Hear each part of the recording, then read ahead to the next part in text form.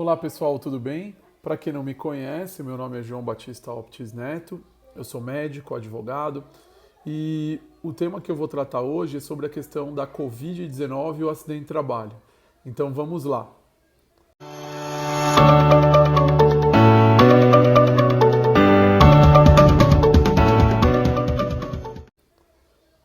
Bom pessoal, eu gostaria de tratar aqui nesse vídeo sobre essa questão polêmica sobre a Covid-19 ser ou não considerada como uma doença ocupacional, como um acidente de trabalho, porque nós tivemos uma recente decisão do STF e aí saiu publicado em vários jornais, STF reconhece Covid-19 como doença ocupacional, todo mundo divulgando isso no WhatsApp, no Facebook. Então, a gente precisa fazer algumas considerações, algumas pontuações sobre esse tema. Primeiramente, o que está sendo discutido e o que foi tratado é por causa do artigo 29 da MP 927. Então, a MP 927, vamos dar uma olhadinha aqui no artigo da MP 927. O artigo 29 da MP 927 diz o seguinte, né? Eu vou até destacar ele aqui para vocês. Os casos de contaminação pelo coronavírus, Covid-19, não serão considerados ocupacionais, exceto mediante comprovação de nexo causal. Então, o que nós temos aqui sobre essa questão? O STF considerou que esse artigo não deveria ter os seus efeitos jurídicos, ou seja, esse artigo deve ser considerado inconstitucional, sob o argumento de que isso criaria um ônus muito grande para o trabalhador na comprovação da relação entre a Covid-19 e o seu trabalho, principalmente naquelas atividades essenciais, né? Quem está na linha de frente ali se expondo ao risco do coronavírus. Então, a gente precisa fazer uma análise separada aqui. Primeiramente, qual que foi a intenção do legislador ao colocar que a doença Covid-19 não é ocupacional, exceto se comprovado o nexo causal?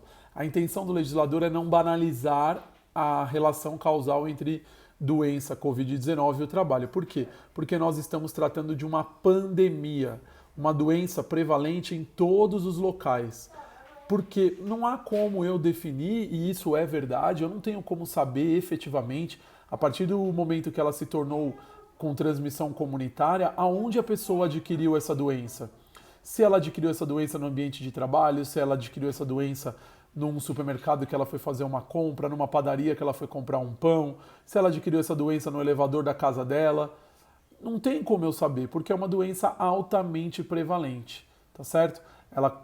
A gente pode falar que o risco de se pegar essa doença, ele está presente em qualquer lugar. Basta estar na face da Terra para que você tenha risco de pegar o Covid-19, tá certo? Então, por esse caráter de pandemia, para mim, a intenção do legislador, sem fazer aqui juízo de valor, tá? Do artigo 29 da MP 927 foi esse. Foi falar o seguinte, olha, não vamos banalizar o nexo causal, só casos onde houver a comprovação da efetiva relação causal é que vai ser considerado como acidente de trabalho, doença ocupacional, né? Uma situação, quando eu falo acidente de trabalho aqui, de uma forma mais ampla, sem lato. E aí, o que o STF entendeu? E a gente viu até nos votos dos ministros, eles falaram o seguinte, olha, isso gera um ônus muito grande para o trabalhador. Por quê? Porque o trabalhador vai ter dificuldade na comprovação do nexo causal, porque o nexo causal vai ser a exceção. Ela não é considerada como doença ocupacional, exceto quando existe a comprovação do nexo causal. Então ela tratou o nexo causal como exceção. Como isso gera um ônus muito grande para o trabalhador, principalmente para aqueles trabalhadores de atividades essenciais que estão na linha de frente e que têm um risco aumentado de contrair a doença, esse artigo ele é inconstitucional, porque ele, vamos dizer assim, fere os princípios da Constituição de proteção ao trabalhador, de garantias e direitos individuais daquele trabalhador, tá certo? Então esse foi o embasamento dado pelo STF para considerar o artigo 29 como inconstitucional. Mas em momento algum o STF falou assim, Covid-19 é acidente de trabalho como tem sido divulgado. Por quê? Porque já poderia ser considerado, mesmo com a vigência do artigo 29 da MP 927, já poderia ser considerado como acidente de trabalho. Então esse é um equívoco e muitas pessoas infelizmente só leem as manchetes e acham que assim, o STF determinou que qualquer caso de Covid-19 vai ser considerado como acidente de trabalho. Basta eu estar trabalhando e ter Covid-19 que está estabelecido a relação causal e é um acidente de trabalho, quando na verdade não foi isso que foi decidido pelo STF. Quando eu tenho esse dispositivo específico na MP 927 e esse dispositivo ele perde os seus efeitos jurídicos, nós temos que verificar aonde essa condição, né, da doença ocupacional se enquadra na legislação previdenciária. E aí eu vou lá, quando eu estou falando de direito previdenciário, eu falo de uma presunção relativa de relação causal, eu tenho que remeter aos artigos 19, 20 e 21 da Lei 8213/91. Quando eu falo de presunção, por que eu estou falando que é uma presunção? Porque isso é muito claro, né? A legislação previdenciária, ela presume que a doença tem relação com o trabalho. O nexo técnico-epidemiológico é o principal exemplo disso, dessa presunção. Cabendo a quem? Aí o ônus da prova. Essa é uma discussão que a gente tem que ter na decisão do STF. Com a MP 927 no artigo 29, para mim o ônus da prova recaía sobre o trabalhador. Era ele que ia ter que provar se aquilo é um acidente de trabalho ou não. Com esse dispositivo não estando mais eficaz no mundo jurídico e remetendo para a legislação previdenciária nos artigos 19, 20 e 21, nós temos aquela presunção relativa. E aí o ônus da prova recai sobre quem? Sobre a empresa. Essa que é a grande questão. Há uma mudança no ônus da prova. Acho que esse é o principal efeito do que foi decidido pelo STF. Justamente por entender que o ônus de prova para o trabalhador era muito, o STF revogando aquele dispositivo, dizendo que esse dispositivo não tem mais efeito, a gente remete para a legislação previdenciária. Então vamos dar uma olhadinha aqui na legislação previdenciária. Bom, nós temos então os artigos da Lei 8213/91, 19, 20 e 21, e tem um dispositivo específico que trata da endemia, né, das doenças endêmicas, que é uma condição diferente da doença epidêmica e pandêmica. Mas eu entendo que, por analogia, nós podemos sim aplicar esse dispositivo, que é justamente a linha D do parágrafo 1º do artigo 20. Eu estou destacando aqui para vocês, e ele fala o seguinte, ó, não serão consideradas como doença do trabalho a doença endêmica adquirida por segurado habitante de região em que ela se desenvolva, salvo comprovação de que é resultante da exposição ao contato direto determinado pela natureza do trabalho. Então, o que é isso, pessoal? No caso aqui, o legislador, quando ele fez a Lei 8213/91, ele criou uma exceção. Ele falou, eu não vou considerar como doença ocupacional uma doença endêmica, ou seja, característica de uma determinada região, porque justamente eu não tenho como definir se aquele indivíduo adquiriu a doença no ambiente de trabalho ou não. Não é uma característica do trabalho, é uma doença endêmica àquela região. Só que, se pela natureza do trabalho eu tenho um risco aumentado, e é aí que entra a questão. A partir do momento que o STF fala que não se aplica o artigo 29 da MP 927 e a gente remete para a legislação previdenciária, por essa presunção relativa da existência de nexo causal, de relação causal, de que a doença tem relação com o trabalho, dentro do direito previdenciário, eu tenho o que então? A existência do fator de risco aumentado, um risco aumentado para eu adquirir essa doença no ambiente de trabalho, já justificaria o enquadramento acidentário. E aí que vai começar a discussão. Por quê? Porque a empresa vai ter que trazer elementos para dentro do processo administrativo, e se for o caso até num processo judicial, demonstrando que não havia esse risco aumentado. Como que ela vai fazer isso? Demonstrando que ela se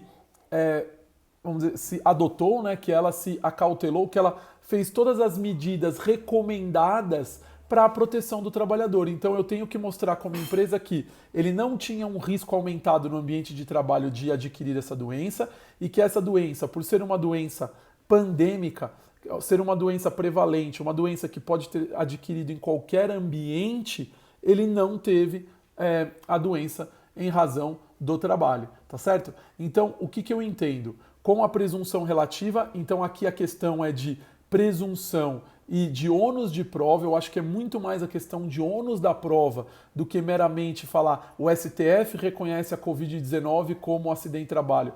Já havia a possibilidade. O Covid-19 sempre pôde ser reconhecido como acidente de trabalho, seja na vigência da MP 927 do artigo 29, seja pela legislação previdenciária nos artigos 19, 20 e 21 da Lei 8213/91.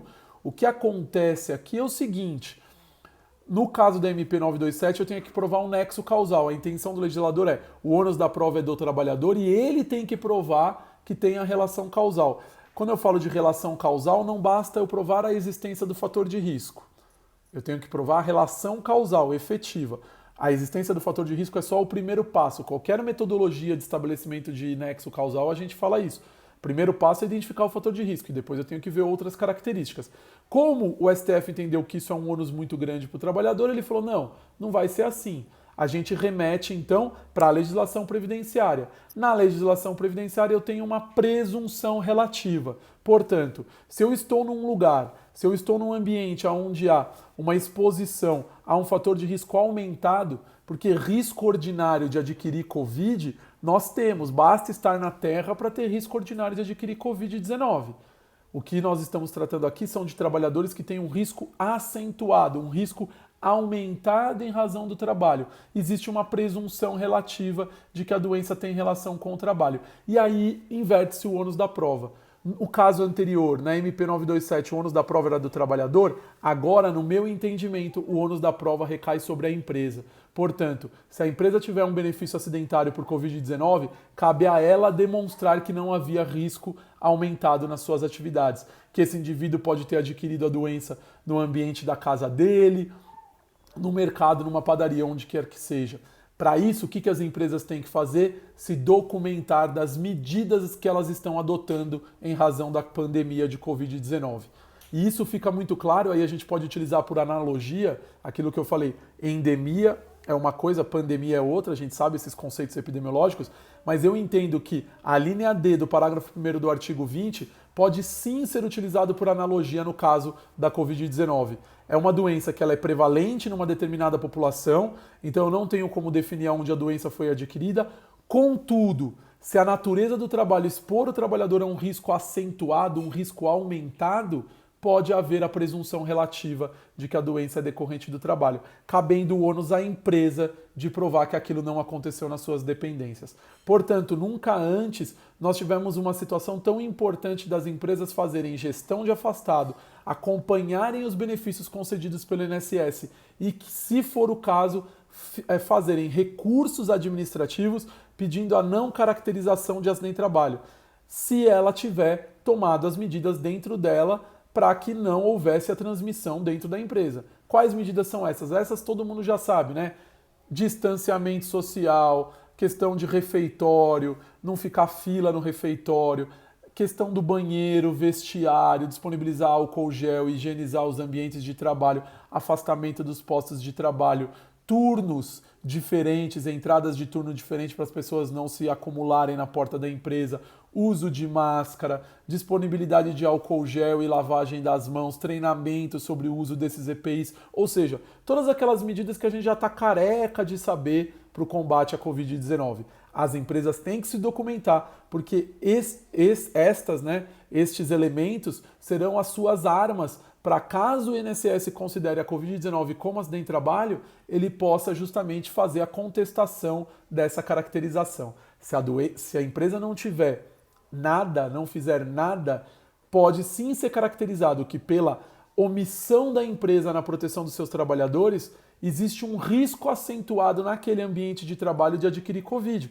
porque a empresa não fez nada. Então, havendo esse risco acentuado, existe uma presunção relativa da relação causal, tá certo? Então, pessoal, o que eu quero finalizar aqui é o seguinte: não é que o STF reconheceu que a Covid-19 é acidente de trabalho ou é doença ocupacional. Essa possibilidade sempre existiu.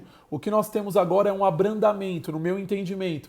O STF está dizendo, olha, como estava o artigo 29 da MP 927, era um ônus muito grande para o trabalhador. Então vamos voltar à regra antiga, vamos voltar à regra que sempre existiu, que é de uma presunção relativa estabelecida pela Lei 8213/91, a Lei de Benefícios da Previdência Social, cabendo à empresa, sim, demonstrar que a doença não foi adquirida no seu ambiente de trabalho. Tá certo? Então essas seriam as minhas considerações, as minhas reflexões sobre a questão da Covid-19 e o acidente de trabalho, salvo o melhor juízo. Um grande abraço a todos vocês e até o próximo vídeo. E, não se esqueçam de se inscrever no nosso canal no YouTube, Instituto Paulista de SST, de assinar, o canal, apertar o sininho para vocês serem notificados de novos vídeos e também fazerem os comentários, compartilharem esse vídeo e curtirem os nossos vídeos, tá bom? Muito obrigado a todos e até o próximo vídeo, pessoal. Um grande abraço!